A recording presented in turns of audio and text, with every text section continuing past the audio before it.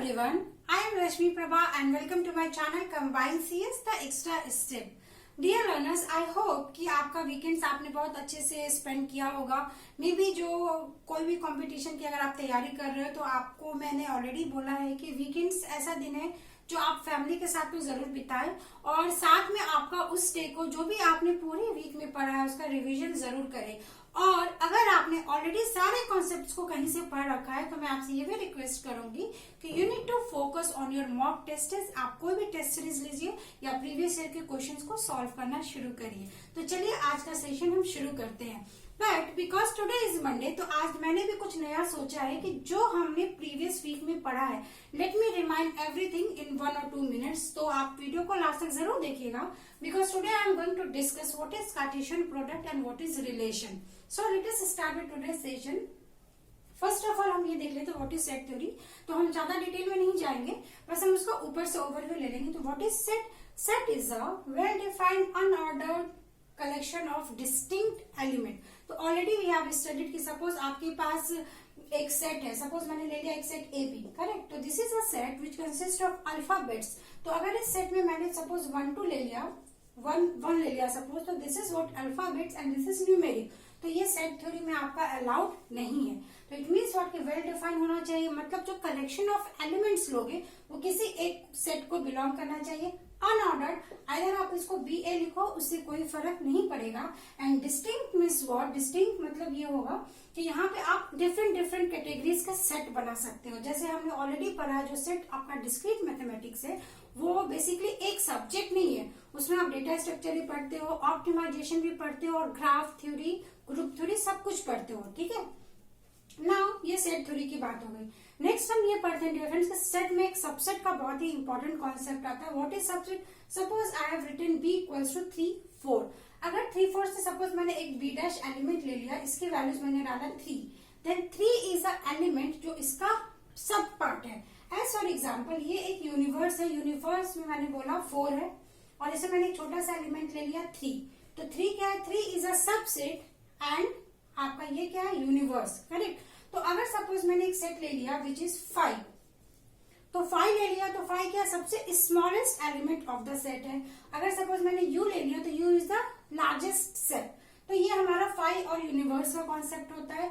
Similarly फिर हम next पढ़ते हैं व्हाट इज प्रॉपर सबसेट। सो अगर मैंने b डैश इक्वल्स टू 3 लिखा है तो यहाँ पे आपको समझना ये है डियर फ्रेंड्स कि 3 एक ऐसा सबसेट है जिसमें ये पूरे सबसेट का मैंने एक छोटा सा पार्ट लिया है। तो अगर आपने पूरा एग्जैक्ट एलिमेंट को कॉपी नहीं किया then this b dash is also known as proper subset. Then my question is please write me down in the comment section. अगर मैंने यहाँ पे लिया b डैश इक्वल्स टू 3, 4 तो this b dash is proper subset और subset. और मैं आपसे होप करूंगी कि बिकॉज ये हमारा इंटरेक्शन कम्युनिकेशन आपको हमसे स्टैब्लिश करना है तो आप कमेंट सेक्शन में इसका मुझे रिस्पॉन्स जरूर दीजिएगा सो दैट कि I will came to know कि आप सारे कॉन्सेप्ट को अच्छे से समझ भी पा रहे हो या नहीं पा रहे हो, या इनकेस अगर आपको कोई भी प्रीवियस वीडियो में डाउट है तो आप मुझसे जरूर पूछ सकते हैं। तो ये आपका प्रॉपर सबसेट और सबसेट का कॉन्सेप्ट था। नेक्स्ट इंपॉर्टेंट टॉपिक हमने पढ़ा था पावर सेट। तो पावर सेट मीन्स व्हाट कि आपका जो भी एलिमेंट्स गिवन होगा उसको आपको क्या करना है? To the power number of that elements. As for example यहाँ पे बी में कितने नंबर ऑफ एलिमेंट्स है? 2 एलिमेंट है। तो आप क्या लिखोगे? Power set of the way of representation is what? Power set of B equals to 2 to the power 2 that is 4। तो 4 कैसे आएगा? एक तो एलिमेंट इसका 5 हो जाएगा, एक एलिमेंट आप 3 ले लोगे, एक एलिमेंट आप 4 ले लोगे एंड नेक्स्ट एलिमेंट आपका क्या हो जाएगा? 3, 4। हेंस आपका ये क्या हो जाएगा? Power set. तो ऑलरेडी हमने इस पे काफी क्वेश्चंस भी किए हैं तो आप उस वीडियोस को जाके जरूर देखें। Now moving to our today's topic is what is Cartesian product and what is relation. तो सबसे पहले हम यहाँ पे ये देखते हैं friend what is Cartesian product. तो in maths we already know कि प्रोडक्ट मीन्स मल्टीप्लीकेशन, करेक्ट। तो मल्टीप्लीकेशन ऑपरेशन परफॉर्म करने के लिए we need 2 operands. As for example if I have to take the multiplication of 3, 4 तो अगर मैंने लिखा 3 cross so this expression is wrong because multiplication is a binary operator and to perform binary operation we require 2 operands। तो यहाँ पे क्या आ जाएगा? 3, 4। So this is simple mathematics. Similarly, in set theory, you require and that set is the combination कि आप उसमें क्या elements आपको परफॉर्म करना है। तो Cartesian product means what, it is represented as A cross B. तो ए क्रॉस बी हम यहाँ पे समझ लेते हैं क्या आपको, ए क्रॉस बी इक्वल्स टू जो हमारा सेट ए है उसके फर्स्ट एलिमेंट को आप इससे मल्टीप्लाई करोगे सेकेंड सेट के दोनों एलिमेंट से। तो यहाँ पे क्या आ जाएगा डियर फ्रेंड्स, यहाँ पे आपका आ जाएगा 1,3, 1,4 एंड 2,3 एंड 2,4। तो this is the Cartesian product of A B. तो यहाँ पे what is the definition, definition is what कि we have a set elements a comma b where a is the sub and belongs to a and b small b belongs to capital B। तो as we already covered कि जो आपका capital A और capital B है, this is the way we represent a set।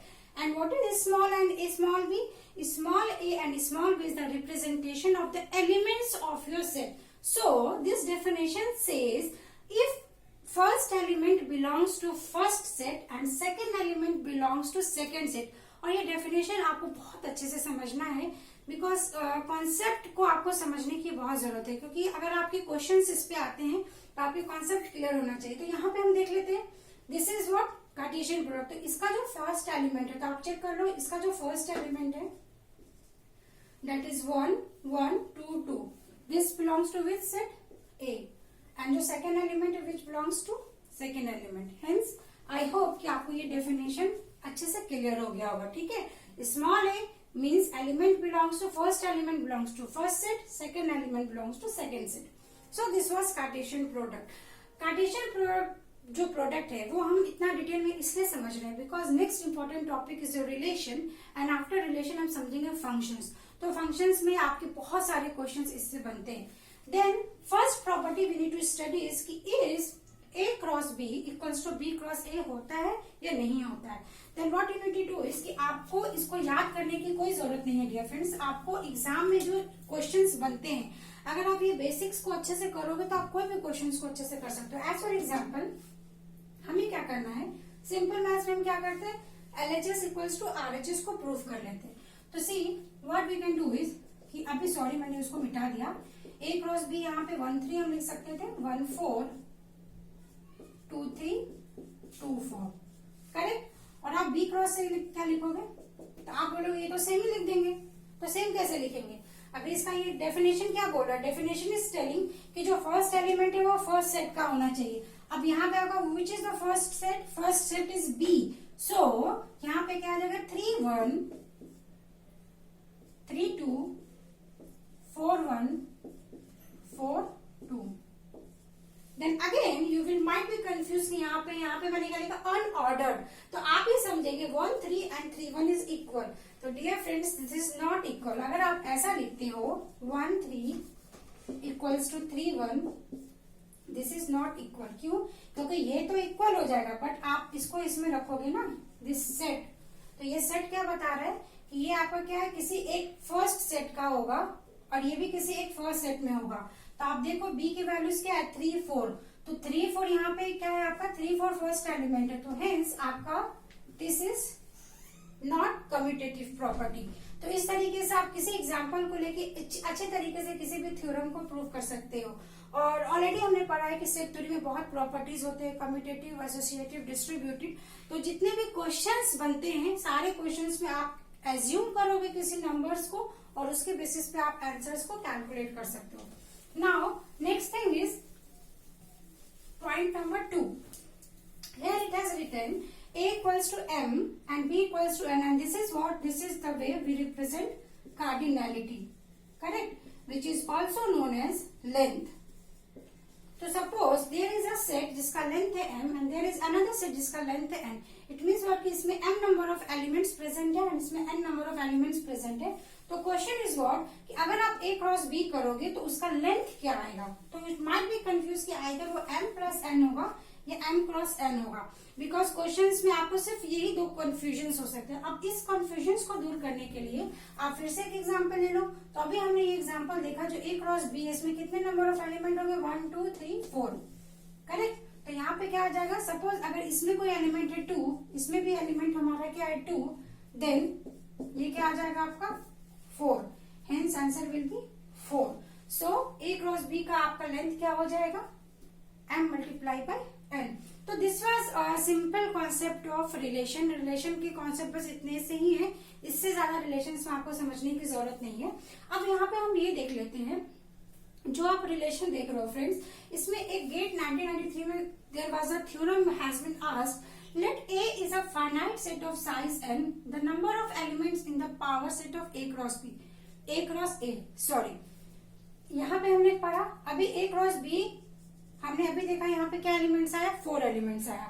अब इन्होंने question में क्या दे दिया कि आपको A क्रॉस B नहीं दिया है। अगर सपोज आपको A क्रॉस A दिया है तो आपको इससे कंफ्यूज नहीं होना है कि this is not the Cartesian product, because Cartesian product आप क्या 2 क्रॉस को नहीं करते हो, ऑब्वियसली आप कर सकते हो। सिमिलरली आपका यहाँ पे सेट ए है, सेट ए है, तो एलिमेंट्स क्या दिया, this is an, this is an. अभी हमने देखा कि अगर आप इसका कार्डिनैलिटी निकालोगे तो क्या हो जाएगा, एन क्रॉस एन, ठीक है। नंबर ऑफ एलिमेंट्स इसमें इतने होंगे, तो पावर सेट का फॉर्मूला क्या होता है, 2 to the power number of elements. तो नंबर ऑफ एलिमेंट क्या है, n into 1, hence 2 to the power of n square. तो you don't need to remember anything, just आप छोटे छोटे कॉन्सेप्ट्स को पढ़िए, लर्न करिए और समझने की कोशिश करिए और उस पर बेस्ड क्वेश्चंस को आप लगाइए। तो और अगर आप देखोगे तो प्रीवियस ईयर मैं ऐसा बोलूंगी आपको, आप गेट के 90s के क्वेश्चंस उठाइए, 90s से 2000 अराउंड, जो 2010 के पहले के क्वेश्चंस है, तो ऐसे थ्योरम से बहुत क्वेश्चन आए हैं। And again I will give you one tip कि जो आपके पुराने क्वेश्चंस होते हैं ना डियर फ्रेंड्स, उसको एनटीए वाले सेम क्वेश्चंस को उसमें कोट करते हैं आपके एनटीए यूजीसी नेट के एग्जामिनेशंस में। सो इन छोटे छोटे कॉन्सेप्ट को आप डेली बेसिस पे कवर अप करिए, और इससे रिलेटेड कोई भी डाउट है please put in the comment section. और मैं आपसे रिक्वेस्ट करूंगी कि if you are liking my video तो आप ज्यादा से ज्यादा अपने फ्रेंड्स को भी शेयर करें, और अगर कोई भी डाउट होता है तो please put down in the comment section. और already I have covered artificial intelligence, तो मैं आपसे रिक्वेस्ट करूंगी आप अपना एक टारगेट सेट करिए और उसको अचीव करने की कोशिश करिए। तो whatever we feel how I am explaining, अगर आपको ऐसा लगता है कि मेरे में और इन्हांसमेंट की जरूरत है तो मैं आपसे रिक्वेस्ट करूंगी please put your comments in the comment section. With these words, thanks for watching, thank you so much. Be stay tuned for the upcoming video on the relation, and that is most important topic. Thank you.